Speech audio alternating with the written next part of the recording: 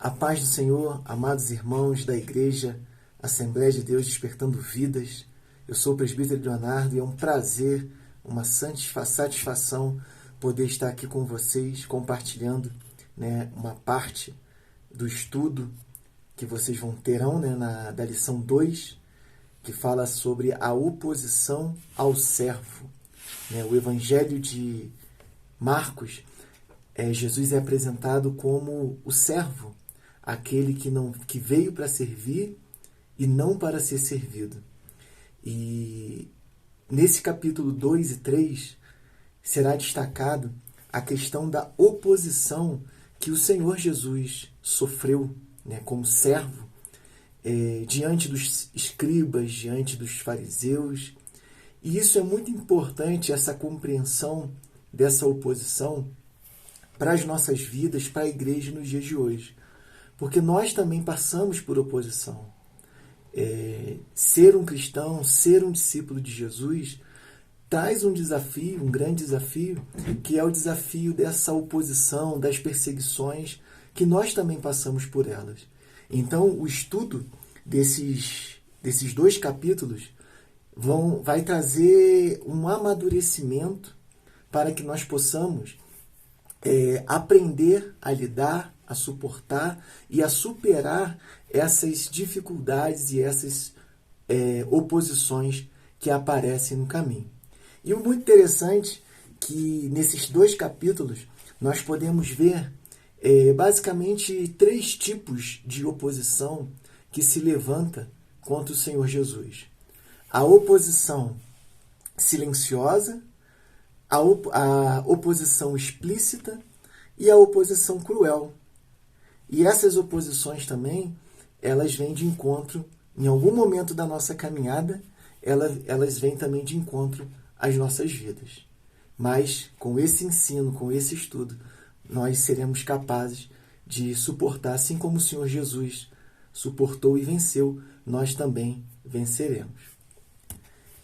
E a primeira oposição é a oposição silenciosa, que ela pode ser vista na passagem aonde o paralítico desce pelo telhado, descido, na verdade, no telhado por seus amigos. Jesus estava numa casa, a casa cheia, uma passagem muito conhecida nossa. E então seus amigos abrem um buraco no telhado e descem o paralítico para que Jesus então pudesse fazer um milagre na vida dele. E essa oposição silenciosa, ela começa quando Jesus olha a fé daqueles homens e diz ao paralítico que seus pecados são perdoados. E eles no seu coração começaram a questionar por que aquilo aconteceu. Por que Jesus estava perdoando pecados se só Deus poderia perdoar? Eles não sabiam da divindade de Cristo, que Cristo também é Deus. Mas no seu coração eles nutriam esse pensamento e Jesus, que conhecia o seu pensamento, conhecia o coração deles, diz assim: o que é mais fácil? Perdoar os pecados ou dizer para ele: toma tua cama e anda? E Jesus então imediatamente cura aquele paralítico. E a gente pode ver essa oposição velada no coração deles. E isso às vezes acontece, pessoas que silenciosamente se levantam em oposição, às vezes até na própria casa do Senhor, às vezes pessoas que às vezes ali estão completamente discordando daquilo que a liderança está ensinando, daquilo que tem visto na vida de outras pessoas e criam essa oposição silenciosa. E isso Jesus ele mostra para aqueles homens o propósito da sua vida. Jesus ele mostra, ele cura aquele paralítico e mostra que ele tinha poder tanto para perdoar os pecados quanto para curá-lo. Então essa oposição é a oposição silenciosa. A outra oposição que é muito comum é a oposição explícita. Então aqueles escribas e os fariseus questionavam Jesus e não compreendiam, por exemplo, quando a gente vê lá em Marcos no capítulo 2, de 13 ao 22, que fala que Jesus se reúne com pecadores, se senta à mesa com pecadores, e aqueles escribas e fariseus questionavam por que ele se comportava daquela forma. Eles questionavam por que os discípulos de João e os fariseus jejuavam e eles não faziam. Eles questionavam Jesus em relação às suas tradições e seus costumes. E Jesus ele dá uma resposta muito enfática a eles, aos seus questionamentos, a sua oposição explícita. E interessante que Jesus ele fala o seguinte, que não se deita remendo de pano novo em roupas velhas. Da outra sorte que o remendo novo rompe o velho e a rotura fica maior. Jesus também falou que não se põe vinho novo em odre velhos, porque se colocar o vinho novo no odre velho, o vinho fermenta e ele rompe o odre velho. Então, para o vinho novo precisa de odre novo. Então, é muito interessante que Jesus ele responde a esses fariseus e mostrando para eles, né, que a necessidade de jejum naquele tempo não era necessário porque o noivo estava presente com eles. Que quando o noivo fosse tirado, aí sim, porque ninguém jejuava em uma festa onde o noivo estava presente.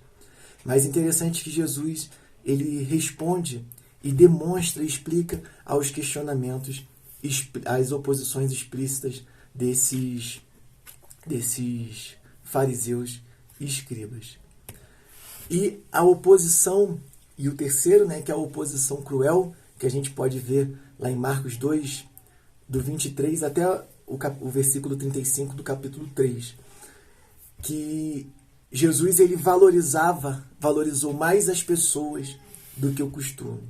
Jesus ele valorizou mais fazer o bem do que os costumes. Então, quando Jesus era questionado sobre os seus discípulos comerem no dia de sábado, recolherem espigas e comerem no dia de sábado, Jesus mostra àqueles críticos que o próprio rei Davi, no momento de necessidade, ele entra no templo e come o pão da propiciação. Então, que a pessoa vale mais do que o costume. Valorizou as pessoas acima do costume. Jesus ele curava no sábado. Ele fez milagre no sábado, mostrando para eles que o homem não foi feito para o sábado, e sim o sábado foi feito para o homem.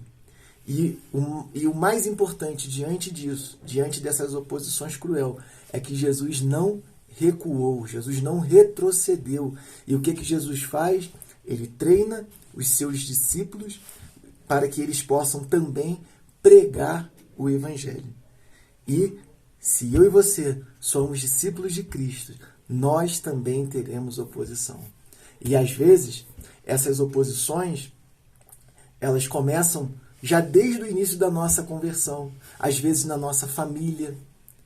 Né? Eu me lembro que quando eu me converti, a minha família criticava, até sem conhecimento, a minha posição de servir a Deus, a posição de seguir o Senhor Jesus. Então essas oposições, elas vão acontecer na nossa vida, na nossa família, no nosso trabalho.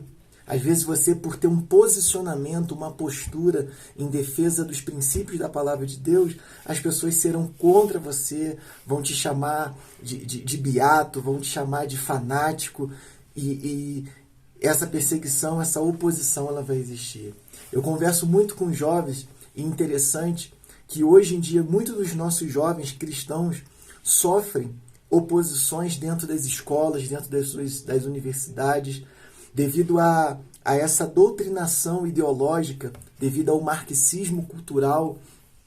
Então, quando é apresentado essa proposta, essa ideologia do marxismo, que é a contracultura do cristianismo, os nossos jovens, eu converso com muitos jovens que dizem que às vezes têm até medo de se expor, de dizer que é cristão, de defender os seus princípios, porque são cruelmente perseguidos, às vezes por colegas de classe ou até mesmo pelos próprios professores. E às vezes preferem ficar calados.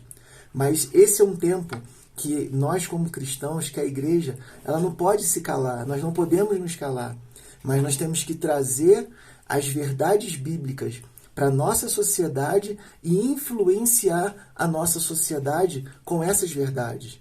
E não aceitar aquilo que esse mundo, que essa sociedade tenta impor como parâmetro para nós e para a igreja.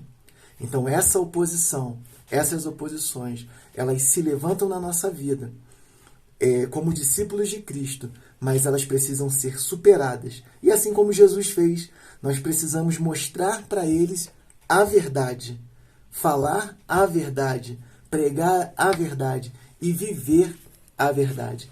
E para concluir, eu quero dizer para você, citar para você o que o apóstolo Paulo escreveu aos Romanos, no capítulo 8, do versículo 35 ao 37. Quem nos separará do amor de Cristo? A tribulação, a angústia, ou a perseguição, ou a fome, ou a nudez, ou o perigo, ou a espada? Como está escrito, por amor de ti, somos entregues à morte todo dia, somos reputados como ovelha para o matadouro, mas em todas essas coisas somos mais do que vencedores por aquele que nos amou. Então, meu amado irmão, eu quero te encorajar a participar dessas aulas, a aprofundar o seu conhecimento, para que você possa estar firme no dia da perseguição, no dia da oposição e no dia da sua dificuldade, para que o Evangelho de Jesus Cristo resplandeça através de você. Que Deus te abençoe. A paz do Senhor Jesus.